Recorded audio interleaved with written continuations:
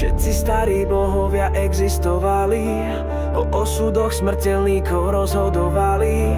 Spoločenstva vytvárali, zabávali sa, na životoch ľudí podpisovali sa.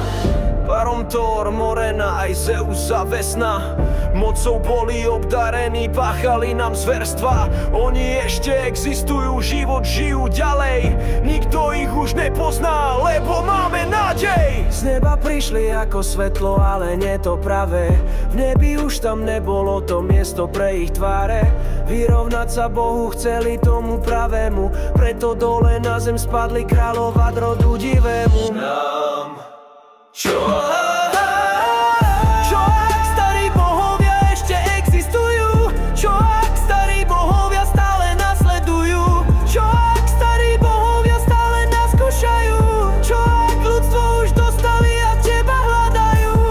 Vojna v nebi, ich vládu nás ukončila, alebo im len brány do neba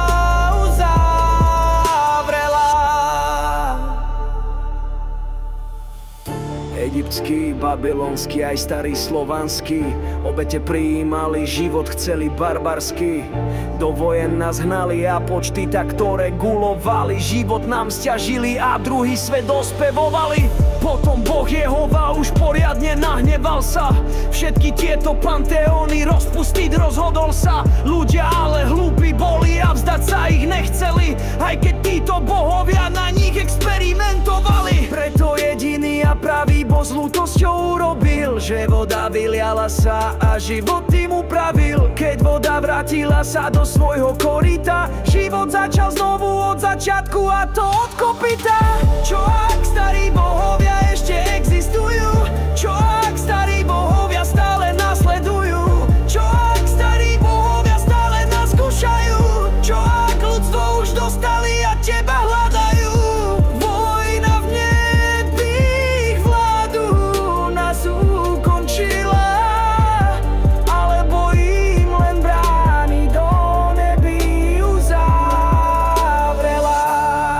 Na starých bohov už sme zabudli, neznamená to, že aj oni za nami zabuchli. Oni nášho Boha radi nemajú, preto stále len tak pokoj nám nedajú.